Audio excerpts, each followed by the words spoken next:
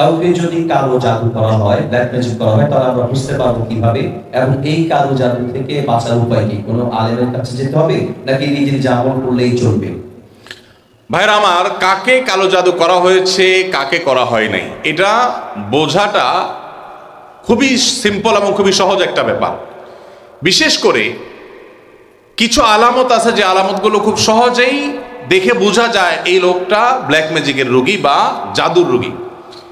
আপনারা জানেন যে আমাদের সমাজের এক শ্রেণীর মানুষ এই কালো জাদুতে বিশ্বাস করে না।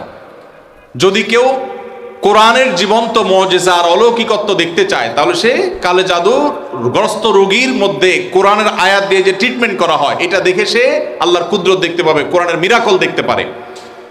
তো কালো জাদু এটা কোনো মানুষকে আক্রান্ত করলে সচরাচর সাধারণত কোনো ওষুধে কোনো কাজ হয় না, কোনো চেক আপে কোনো রোগ ধরা পড়ে না, দিন দিন অসুস্থ হয়ে যায়, খুব ভয়ঙ্কর একটা পর্যায়ে চলে যায়।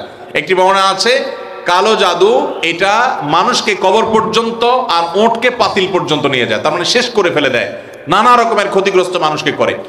এবং আজকাল আপনারা দেখেছেন অনেকেই বিভিন্ন ফুটবল টিমের ভালো ভালো খেলোয়াড়দেরকে কালো জাদু করা হয়, এবং এগুলো নিয়ে ইন্টারন্যাশনাল মিডিয়াগুলোতে বেশ ফলাও করে আপনার নিউজ প্রকাশ করা হয়, এবং সমস্ত দুনিয়াতে মানুষের কাছে ওপেন সিক্রেট এখন যে বড় বড় খেলোয়াড়দেরকে ব্ল্যাক ম্যাজিক করা হয়, এবং সেটার যে প্রভাব হয় সেটাও মানুষের কাছে দিনের আলো মতো পরিষ্কার। তাহলে আমার বুঝতে অসুবিধার কথা, বরং কোরআন যেটার কথা বলেছে সেটা বাস্তবায়ন দেখতে পেরে আমার ঈমান আরো বেড়ে যাওয়ার কথা।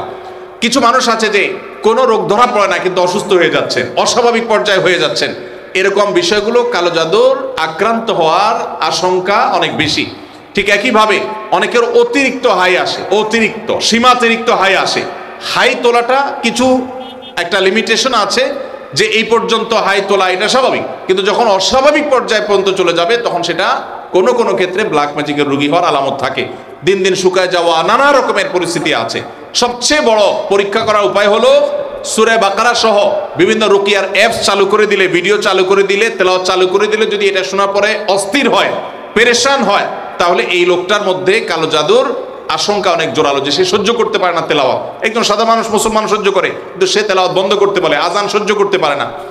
এরকম বিষয়গুলো সাধারণত ব্ল্যাক ম্যাজিক কাউকে করা হয়েছে তার একটা আলামত হয়। সবচেয়ে ভালো হয় ভালো কোনো রাকির কাছে গেলে তারা এটাকে অ্যাসেসমেন্ট করতে পারে বিভিন্নভাবে, এবং ধরা পড়ে যে তার কালো জাদু হয়েছে কি হয় নাই। আজকাল এই আপনার রাকিদের নামে অনেক লোকজন আছে যারা কবিরাজি করে, উল্টাপাল্টা পদ্ধতি করে, ভালো মানুষও কালো জাদুর রোগী বানায় দেয়।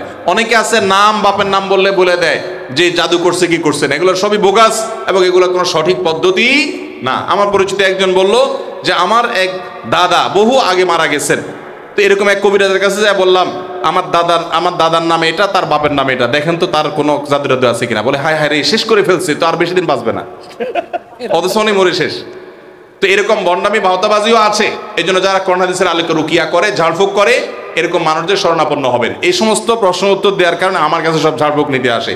আমি কোনো রাখি না ভাই, আমি নিজে অন্যদের কাছে ঝাড়ফুঁকের আমলটা নিতে হয়, অ্যাডভাইসটা নিতে হয়। ভাইরা আমার মনে হয় শেষ করা দরকার।